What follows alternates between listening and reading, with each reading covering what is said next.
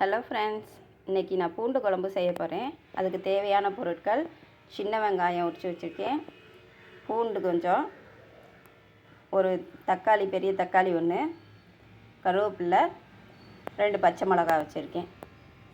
எப்படி செய்யலான்னு பார்க்கலாம் வாங்க. கடாயை வச்சு எண்ணெய் ஊற்றியாச்சு.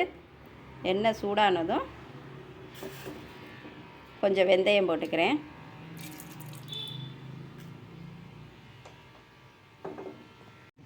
வெந்தயம் பொரிஞ்சதும் கொஞ்சம் ஜீரகம் போட்டுக்கிறேன். இப்போது இந்த வெங்காயம் கட் பண்ணி வச்சுக்கிறத போடுறேன்.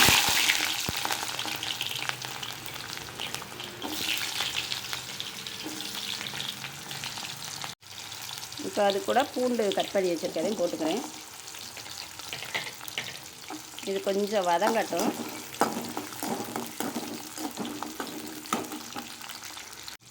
இப்போ கொஞ்சம் வதங்கிருச்சு. இப்போ தக்காளி, பச்சை மிளகாய் எல்லாத்தையுமே இதில் போட்டுக்கலாம். இந்த தக்காளி எல்லாம் நல்லா வதங்கட்டும். இப்போ பாருங்கள், தக்காளி நல்லா வதங்கிருச்சு. இப்போ இந்த இதில் மிளகாத்தூள் போட்டுக்கலாம். தனி மிளகாத்தூள் 2 ஸ்பூன் போடுறேன். காரத்துக்கு ஏற்ற மாதிரி போட்டுக்கிறோங்க. மிளகாத்தூளை போட்டு இந்த எண்ணெயில் நல்லா வதக்கணும். அப்போ தான் தனியாக எண்ணெய் பிரிஞ்சு வரும்போது நல்லா டேஸ்ட்டாகவும் பார்க்க நல்லாவும் இருக்கும். இப்போ மிளகாத்தூள் போட்டு வதக்கியாச்சு. மஞ்சத்தூள் கொஞ்சம் போட்டுக்கிறேன். ஒரு 1/2 ஸ்பூன் மஞ்சத்தூள் போட்டுக்கிறேன். தனியாத்தூள் 1/2 ஸ்பூன் போட்டுக்கிறேன். 1/2 ஸ்பூன் தனியாத்தூள். இப்போ பாருங்கள், இது கூட கரைச்சி வச்சுருக்க புளித்தண்ணி கொஞ்சம் ஊற்றிக்கிறேன். தேவையான அளவு புளித்தண்ணி ஊற்றிக்குங்க. அப்புறம் குழம்புக்கு தேவையான அளவு தண்ணி ஊற்றிக்கிறேன். இப்போது இது ஒரு 10 நிமிஷம் அப்படியே வேகட்டும்.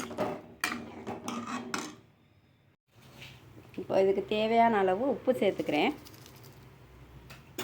சேர்த்து ஒரு 10 நிமிஷம் இது வேகட்டும். பாருங்கள், சுண்டை வத்தல் வறுத்து வச்சுருக்கேன். இந்த சுண்டை வத்தலையும் இந்த குழம்புல கொஞ்சம் சேர்த்துக்குவோம். இந்த பூண்டு குழம்புக்கு சுண்டை வத்தல் வறுத்து போட்டோம்னா நல்லா டேஸ்ட்டாக இருக்குங்க. சுண்டை வத்தல் சாப்பிட்றது உடம்புக்கு ரொம்ப நல்லது. பாருங்கள், பூண்டு குழம்பு ரெடி ஆயிடுச்சு. இந்த சுண்டை வத்தலும் பூண்டு குழம்புல போட்டிருக்கேன். நல்லா டேஸ்ட்டாக இருக்கும். நல்லா சாஃப்டாக வெந்துருச்சுங்க. பாருங்கள், நல்லா சாஃப்டாக வெந்துருச்சு. இப்போ ஸ்டவ் ஆஃப் பண்ணிடலாம். பாருங்கள், சூப்பரான பூண்டு குழம்பு ரெடி ஆயிடுச்சு. இதில் சின்ன வெங்காயம், பூண்டு, சுண்டை வத்தல் எல்லாம் போட்டிருக்கேன். நல்லா டேஸ்ட்டாக இருக்கும். இந்த மாதிரி நீங்களும் செஞ்சு சாப்பிட்டு பாருங்கள். பிடிச்சிருந்தா சப்ஸ்கிரைப் பண்ணுங்கள், லைக் பண்ணுங்கள்.